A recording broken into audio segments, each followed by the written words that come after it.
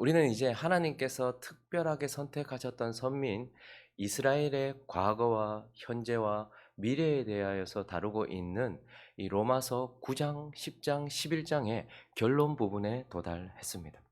사도 바울은 사실 이 이스라엘에 대한 이야기 9장과 10장, 11장을 시작하면서 큰 탄식과 끊이지 않는 마음의 고통 속에서 이 메시지를 시작했어요. 그런데 이 결론 부분에서 우리는 큰 근심과 고통 속에서 시작되었던 메시지가 탄성과 찬양으로 마무리되고 있다라는 것을 보게 됩니다. 왜 바울은 이스라엘을 바라보면서 근심 속에서 메시지를 시작했다가 지금 찬양으로 이 메시지를 마치고 있을까요? 왜냐하면 여기 안에 이 9장과 10장과 11장에는 구원이 담겨 있기 때문에 그렇습니다. 저렇게 하나님께 원수된 이스라엘 백성들인데 그들을 통하여서 이방이 구원을 얻는다는 이방의 구원, 그리고 또한 이방인의 수가 차면 이스라엘도 구원을 얻는다는 하나님이 선택하셨던 이스라엘 백성들의 구원, 그러니 모든 우리 열방을 향한 이 모든 사람들을 향한 하나님의 구원이 이 메시지 속에 담겨 있기 때문에 그는 찬양으로 마무리하고 있죠. 그리고 이 구원을 이루시는 하나님이 지금 여기에 담겨 있는 거예요. 이 하나님의 능력과 하나님의 성품이 여기에 담겨 있기 때문에 그는 지금 찬양으로 이 메시지를 마무리하고 있는 것입니다. 그래서 우리가 한동안 살펴보았던 이 9장과 10장의 11장을 이제 마무리하면서 여기에 담겨 있는 하나님, 그가 찬양할 수밖에 없는 하나님, 지금까지는 구원에 대해서 말했다면 이제 그가 찬양할 수밖에 없는 이 하나님에 대하여서 좀 살펴보고 우리도 같은 마음으로 하나님을 찬양하는 저와 여러분 되시기를 예수 그리스도의 이름으로 축원합니다. 지금 이스라엘을 통하여서 드러내시는 구원, 그리고 드러나시는 하나님 어떤 분이신가? 하나님은 은혜로우시다라고 우리에게 말씀을 하고 있습니다. 여러분, 은혜라는 단어는 받을 자격 없는 자에게 거저 베풀어 주시는 하나님의 호의로서 자비와 긍휼의 합성어예요. 자비는 마땅히 받아야 될 벌을 내리지 않는 걸 자비라고 하고, 긍휼은 받을 것 없는데 뭔가를 줘서 혜택을 주는 걸 긍휼이라고 해요. 그러니까 은혜라는 것은 자비와 긍휼이 합성어된, 합해진 것이다라고 말합니다. 그리고 하나님은 스스로가 본인이 자비로우시다, 은혜로우시다, 긍휼이 많으시다라는 것을 하나님 스스로 우리에게 계시해 주셨습니다. 그래서 출애굽기 34장 6절을 보면요. 읽어볼까요? 시작. 여호와께서 그의 앞으로 지나시며 선포하시되 여호와라 여호와라 자비롭고 은혜롭고 노하기를 더디하고 인자와 진실이 많은 하나님이라. 하나님에 대하여서 스스로가 여호와라 여호와라 자비롭고 은혜롭고 노하기를 더디하며 긍휼이 많고 인자가 풍성한 나다라고 스스로가 그렇게 계시를 하셨습니다. 그리고요, 시편 103편을 가보시면 내용이 많지만 8절만 보시면요, 경건한 한 개인이 또한 그것을 경험하고 나서 선포를 해요. 여호와는 긍휼이 많으시고 은혜로우시며 노하기를 더디하시고 인자하심이 풍성하시도록. 하나님이 자기 스스로 나는 이렇다라고 말하는 것도 귀하지만 그것을 실제 경험했던 한 개인이 하나님이 정말 그분이 선포하신 대로 은혜롭고 긍휼이 많으시고 인자하시고 풍성하시더라라는 걸 말했어요. 그런데요, 하나님은 이제 이스라엘, 하나님께서 선택하셨던 이스라엘 백성 전체의 역사를 통해서 과거와 현재와 미래, 그것을 통해서 하나님은 본인이 이렇게 은혜로우시다라는 것을 보여주신 것입니다. 그래서 오늘 본문 30절을 보시면요, 전에는 너희가, 지금 이거 로마 성도들한테 쓰잖아요. 거기에는 아마 유대인도 있었겠지만 대부분 아마 이방인들이었을 거예요. 그래서 전에는 너희가 전에는, 너희라는 것은 이방인들을 말해요. 하나님께 순종하지 않았다. 너희는 하나님께 선택받은 자들도 아니었고 하나님의 율법을 가진 자들도 아니었고 하나님과 함께하던 자들도 아니었기 때문에 너희는 또한 하나님과 멀어져 있었기 때문에 하나님께 순종하지 아니하였다. 그런데 그때 어떻게 했어요? 하나님이 그들에게 자비를 베풀어 주셨어요. 그들이 역사를 끝내시거나 그들을 없이 하신 것이 아니고 그들이 하나님께 순종하지 않을 때 자비를 베풀고 계셨어요. 마땅히 하나님께 순종하지 않으니 마땅히 꾸중을 듣고 마땅히 징계를 받고 마땅히 형벌을 받아야 되는데 하나님이 그들을 내어두심으로써 가만히 그냥 두신 것이 아니고 자비를 베풀고 계셨다는 거예요. 그런데 이제는요, 하나님이 찾아가셔서 선택하시고 은혜 주셨던 이스라엘도 순종하지 않았어요. 근데 이스라엘의 역사가 끝났습니까, 여러분? 여전히 이스라엘의 역사는 이어지고 있는 거예요. 그러니까 하나님은 순종하지 않는 이방인들에게 자비를 베푸셨고, 또한 그들처럼 순종하지 않는 유대인들에게도 뭐 하신 거예요? 자비를 베푸셨다라고 말해요. 그리고 난 이후에 또 뭐라고 말하죠? 이제 30절 잠깐만요. 이제 이스라엘이 순종하지 마치 기다리셨다는 듯이 하나님이 선택하셨던 이스라엘이 순종하지 않으니까 하나님이 이제 다 순종하지 않네. 이제 심판 시작. 이것이 아니고 이방인들이 순종하지 않고 그리고 유대인들도 순종하지 않으니까 마치 하나님께서 기다리셨다는 듯이 유대인들의 순종하지 않음을 통해서 어떻게 하는 거예요? 유대인들에게 은혜를 주셨던 것처럼 이방한테 긍휼을 베풀기 시작하는 거예요. 자격이 없는데. 아니, 다 하나님 앞에 불순종하고 있으니 이제 이방인들에게 하나님께 뭘 주시는 거예요? 긍휼을 주시는 거예요. 심판받아 마땅한데 긍휼을 주시는 거예요. 그리고 31절에 보니까요. 이와 같이 이 사람들이 순종하지 아니하니 이는 너희에게 베푸시는 긍휼로 이제 이방인들에게 긍휼을 베푸시더니 이방인들에게 긍휼을 베풀었으니 이제 내 자녀들에게도 또 긍휼을 베풀어야 되겠다 하면서 그들에게도 긍휼을 베풀고 있는 것을 보게 돼요. 그러니까 이게 이해가 되지 않는 거예요. 하나님이 이방인들에게 하나님께 불순종하여서 이들은 점점 하나님과 멀어지니까 상태가 더 안 좋아졌잖아요. 그런데 그들에게 자비를 베푸셔서 그들을 내버려 두셨어요. 그냥 심판하지 않고 하나님께서 참아주시고 오래 참고 계셨어요. 그런데 하나님이 선택하셨던 이스라엘 백성들도 불순종하니까 하나님이 그들도 자비를 베풀어 주고 계세요. 그러더니 하나님께서 이들이 불순종하자마자 이스라엘 백성들이 불순종하자마자 이방인들에게 긍휼을 베푸시고 아니 내가 얘들에게도 긍휼을 베풀었으니 다시 이스라엘에게도 긍휼을 베푼다 하면서 하나님이 자비를 베푸시고 긍휼을 베푸시는 하나님은 그러한 분이시다라고 말씀하고 있는 거예요. 그러니 하나님이 이방인들을 그냥 내버려 두신 것이 아니고 유괴하신 것이 아니라 뭐 하신 거예요? 오래 참으면서 자비를 베풀어 주신 거예요. 이스라엘에게도 마찬가지였던 거예요. 그리고요.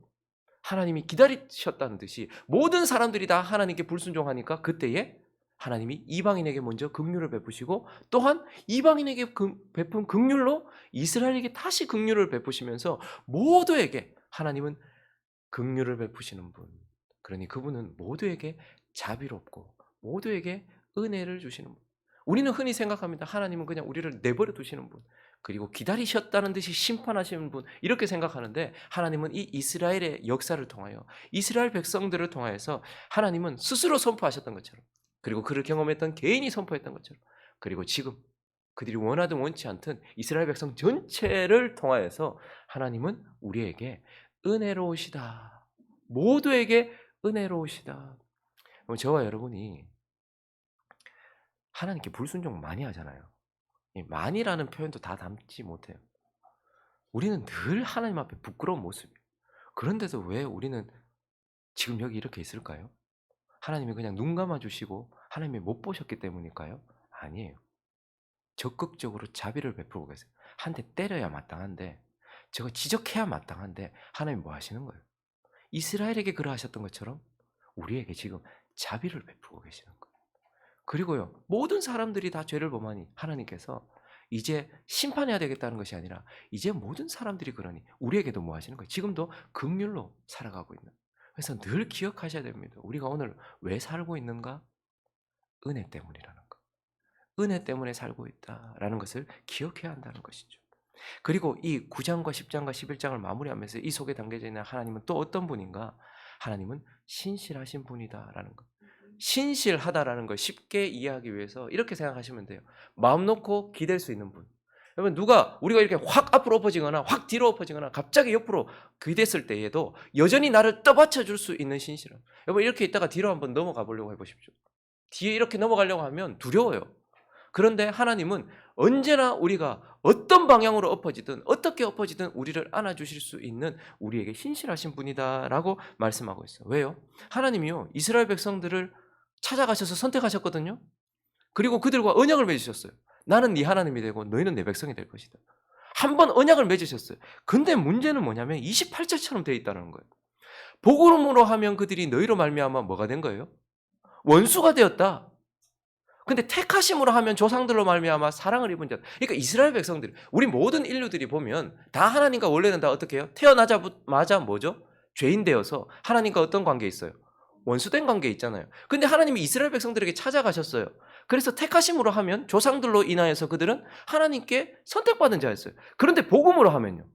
여전히 예수 그리스도를 메시아로 그들의 주로 그들의 왕으로 모시지 않고 있기 때문에 그들은 하나님이 찾아오시기 전에 원수였는데 찾아오시고 난 이후에도 지금은 택하심을 따라서 부르심을 따라서 조상을 따라서는 택함을 받았지만 그러나 복음으로 보면 여전히 원수되어 있단 말이에요. 예수 오기 전에도 원수, 지금도 원수. 그런 상태에 있다라는 거예요. 그런데도 하나님께서 그들에게 언약을 맺으셨잖아요. 난 너희 절대 버리지 않는다. 난 너희의 하나님이 될 것이다. 내가 너희를 구원할 것이다. 내가 너희를 사랑한다라고 맺은 언약. 그 언약 때문에 오늘 본문 25절부터 보시면 형제들아 너희가 스스로 지혜 있다 하면서 이 신비를 너희가 모르기를 내가 원하지 않는데 이 신비는 이방인에서 너희가 지금 이스라엘 백성들이 버림받은 것 같고 이스라엘 백성들이 세상의 조롱거리가 되어서 이제 저들은 형벌 앞에 서 있는 것처럼 느껴질지 모르지만 사실은 하나님께서 지금 이방인의 수가 충만하게 들어오기까지 이스라엘을 잠시 우둔하는 가운데 내버려 둔 것이다. 너희가 이 신비, 이 비밀을 알아야 된다. 하나님의 역사를 알아야 된다. 이렇게 말하면서 그리하여서 하나님이 어떻게 하시는 거예요? 이스라엘이 구원을 받을 것이다. 온 이스라엘이 다시 구원을 받을 이방인의 수가 충만하게 차면 어느 정도 이방인의 수가 차면 하나님께서 다시 그들로 시기나게 하고 질투나게 해서 온 이스라엘이 다시 구원을 받을 것이다. 그런데 이게 기록되어 있다. 구원자가 시온에서 오사 야곱에게서 경건하지 않은 것을 돌이키시고 하나님께서 선택하셨고 하나님께서 은혜를 주셨는데도 여전히 하나님과 원수되어 있는 그 야곱 이스라엘에게 경건하지 않은 것을 돌이키겠고 내가 그들의 죄를 없이 할 때에 그들에게 이루어질 내 언약이 이것이라 함과 같으니라. 그러니까 하나님께서 지금도 내가 선택했어요. 여러분 결혼했어요. 언약을 맺었어요. 우리가 결혼할 때 어떻게 합니까? 뭐 검은머리 파뿌리 될 때까지 난 당신만 사랑하겠습니다. 오직 당신의 배우자입니다. 이렇게 해놓고 음란한 짓 하고 딴짓해요. 그러면 이 약속 내가 지켜야 되나 말아야 되나?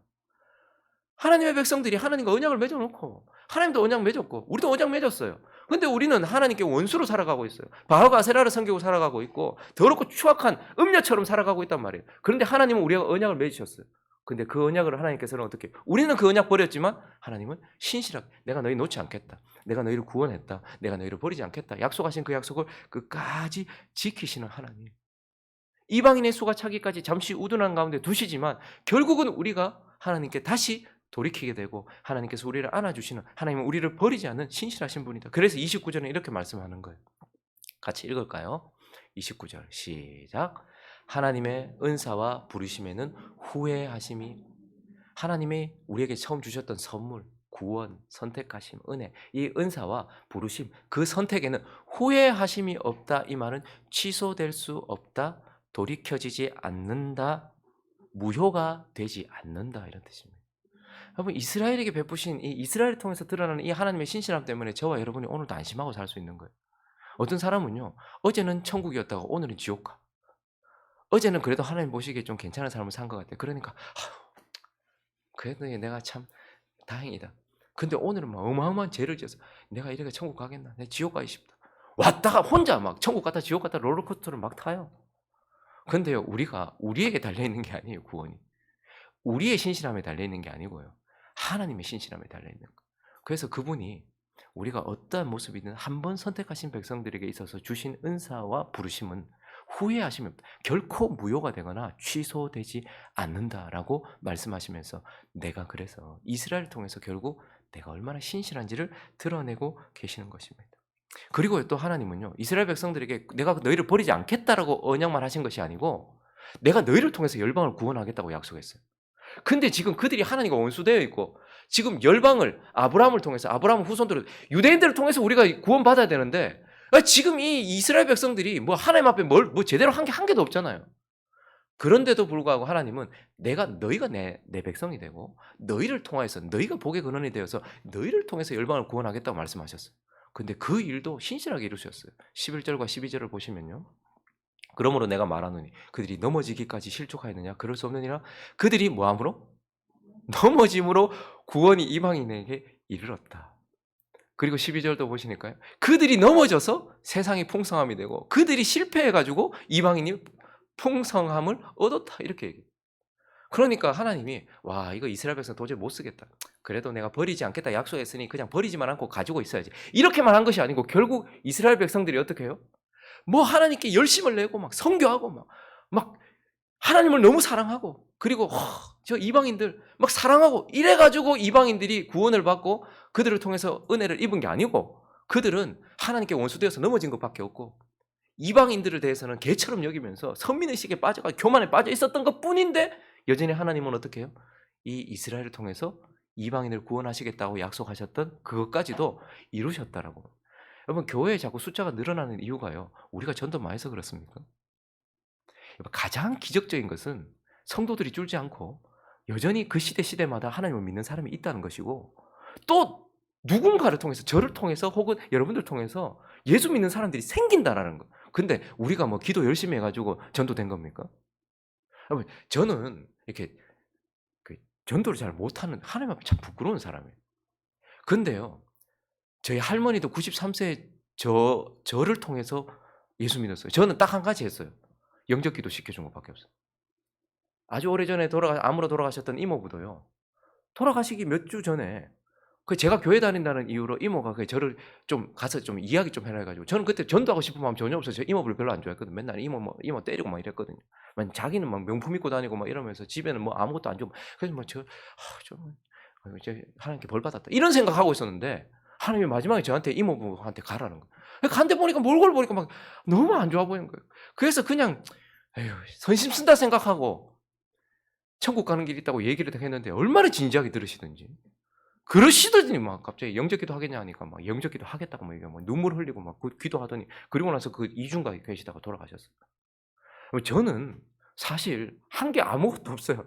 이모부 미워한 것밖에 없고, 할머니 안 되겠다 포기한 거. 90세 넘어도 안 되는데 되겠나? 근데 어느 순간에 이번에 김희숙 권사님 장례 치르고요, 전도하고 싶은 마음 전혀 없었는데 장례 지도사가 저한테 와서 전도 당하려고 막 하나님이 계시냐 막 묻고 막 그래요. 나 아무것도 한 게 없는데 제가 오히려 가가지고 예수에 대해서 얘기하고 막 죽음을 다루시니까 영적인 세계에 대해서 좀 열려 있으시겠네요. 이래야 되는데 와서 같이 예배드리자 해야 되는데, 그냥 저는 예배드린 것밖에 없는데 장례 지도사가 얼마나 뒤에서 예배를 열심히 드리시는지. 그러더니 와가지고 계속 말하려고 막 이야기하려고 막 그러시는 거예요. 나 지금 피곤한데, 지금 밥 먹으려고 가고 싶은데 자꾸 와서 말을 거는 거예요.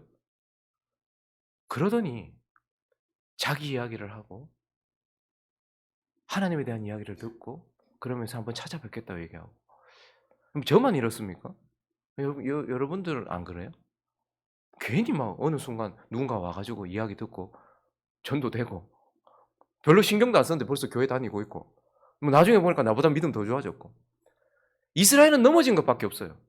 하나님 미워하고 하나님 원수된 것밖에 없고, 이방인들 미워한 것밖에 없어요. 신경도 안 썼어요.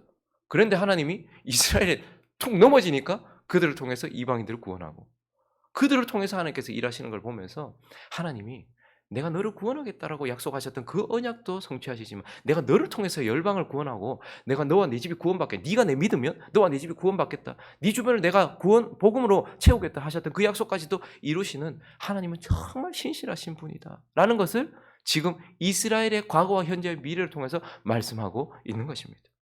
그래서 마지막에 결국 이것을 통해서 바울이 하나님 어떻게 얘기하는 거예요?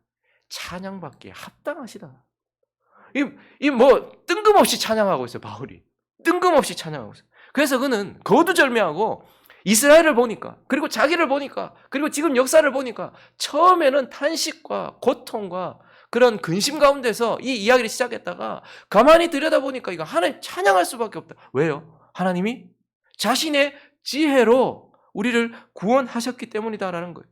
33절부터 34절을 보시면요, 깊도다 하나님의 지혜와 지식의 풍성하며 그의 판단을 알지 못할 것이며 그의 길은 찾지 못할 것이로다.